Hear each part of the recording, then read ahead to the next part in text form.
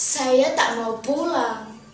Saya sudah memutuskan pergi dari rumah. Minggat, nggak tahu mau kemana. Yang penting saya bisa bebas. Saya tidak mau terus-menerus disalahkan.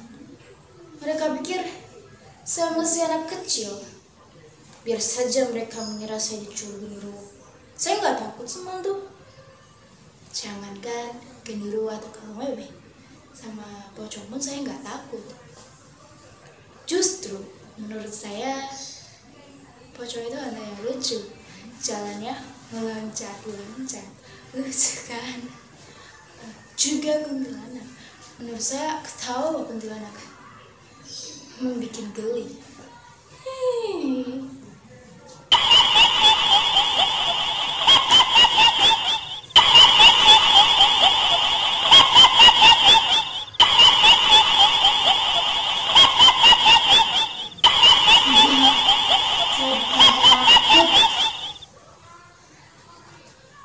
Tapi kok rasanya seperti ada kuntilanak beneran ya?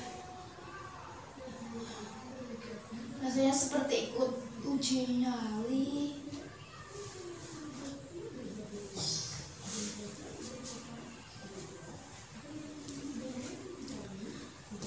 Saya tahu ini tidak akan mudah. Pergi dari rumah berarti kehilangan semua kenyamanan yang telah saya dapatkan. Saya merasa justru saya menjadi lembek dan manja karena hidup yang terlalu nyaman. Saya ingin tantangan.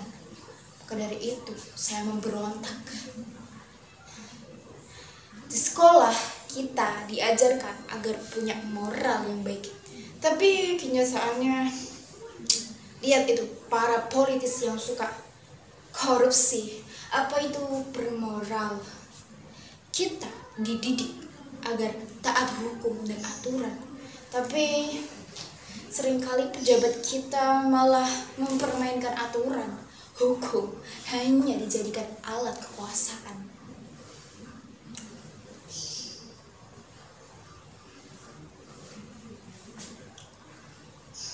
Saya bosan dengan semua itu.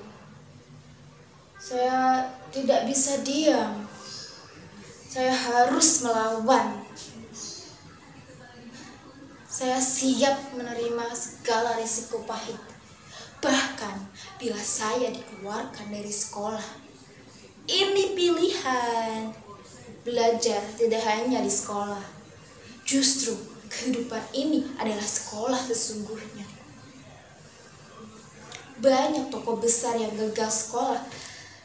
Yang penting kita harus rajin baca buku. Harus baca. Membaca membuat saya terbebas dari kerangkeng. Membaca membuat saya berani menantang dunia. Saya akan melawan semua kebobrokan. Sebagai pemudi, saya tidak bisa membiarkan semua kesewenang-wenangan.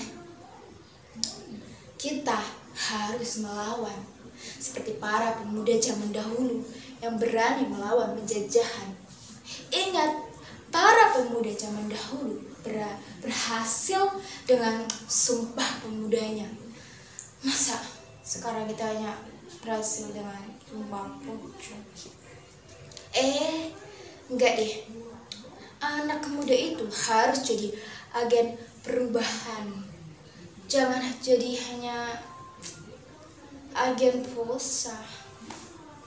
Saya selalu kagum dengan tokoh-tokoh besar. Soekarno, Che Guevara, Napoleon, Steve Jobs.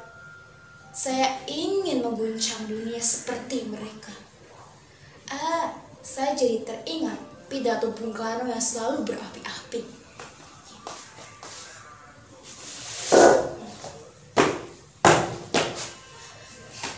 Ingat, Bung Karno pernah berkata, beri saya 10 pemuda, maka akan saya guncang dunia. Kenapa 10 pemuda?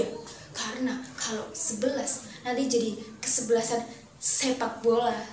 Kalah melulu kayak PSSI. Kita sebagai anak muda harus bangkit. Jangan patah semangat, apalagi patah hati. Ingat, rawe-rawe rantas, malang-malang putung. Korupsi harus kita berantas, koruptor harus kita gantung. Sekali lagi, rawe-rawe rantas, Malang, Situbondo, Sidoarjo, Surabaya. Kok malah jadi kayak Kernebus. Saya bosan dengan semua itu.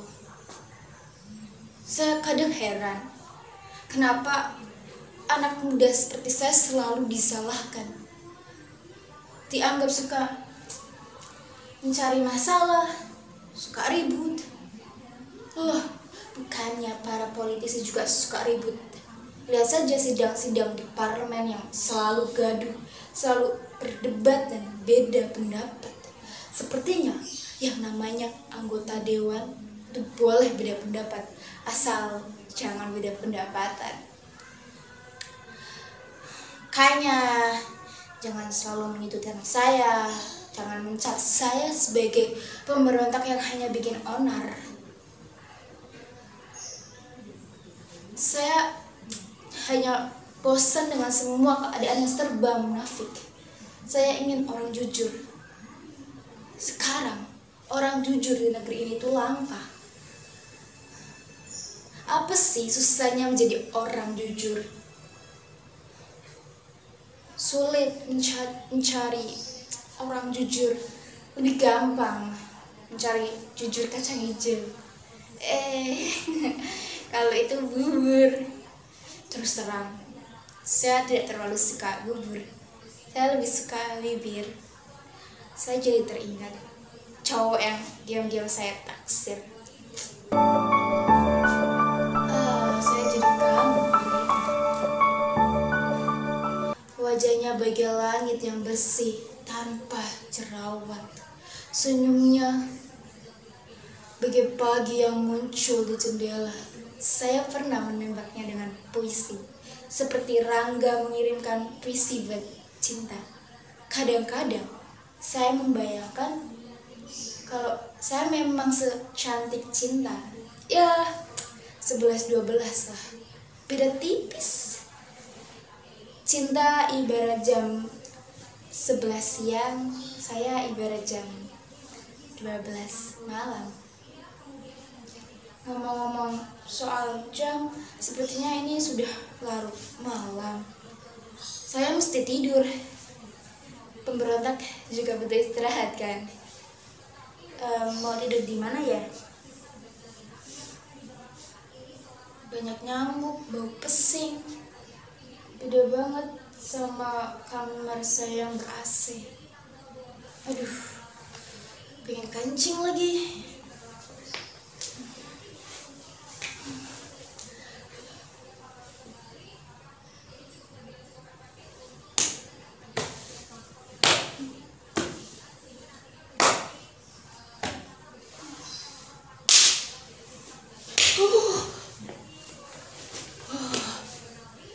Kenapa saya jadi takut seperti ini?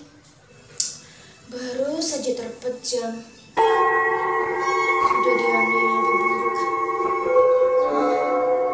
Duh, ini benar-benar di luar dugaan saya. Sepertinya saya hanya terbawa emosi. Mungkin saya benar-benar belum siap.